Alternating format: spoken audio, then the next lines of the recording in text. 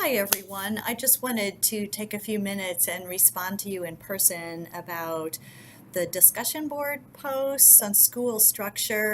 There are times when I really wish we were all together face to face because there's some really good work going on here. And I just wanted to comment on these arguments people are putting forth about their position on shrinking the federal Department of Education. I'm reading these thinking it was not that many weeks ago when we were all just starting off and talking about the very building blocks of education. And now I'm reading your arguments and taking positions on shrinking the federal Department of Education. And it's just amazing how far this group has come. As we start to wind down and get into the home stretch, the last month, we're really going to be bringing everything together.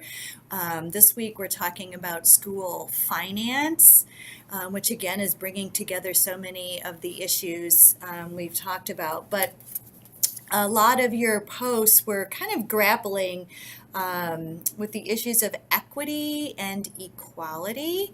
So I wanted to keep those ideas going this week when we talk about school finance. And for me, I'm kind of thinking about Martin Luther King's position that finance and the way that the government spends its public resources is truly a moral document and a moral reflection of our society. And with regards to equity and equality, equity means giving people what they need, and equality means giving everyone the same. And so sometimes these issues are kind of in conflict with each other. So I put together a case study this week about Poole the school in Prince William County, which is where I live. And I hope that you'll take the time to go through that and think about equity and equality and how the school system chose to spend its money,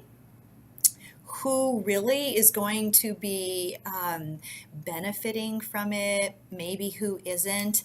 And by now, I'm sure you've realized I'm kind of a critical educator, but all viewpoints are welcome, and I'm trying hard to not impose my viewpoint on you. But please keep up the good work on these arguments. And finally, I just wanted to give a shout out to last week a couple of people who said, hey, it might be worth it to send reams of paper to the states rather than letters to parents. I appreciated hearing that side of the argument and the understanding there of the federal government's role in protecting these really important civil rights issues, as many of you put it, that the states are not equipped to do. And so the impact or the implication of shrinking the federal Department of Education, how is that going to affect, again, equity and equality issues? So blah, blah, blah. I wish so much that we could just talk about some of these issues face to face and continue these discussions. But have a great week.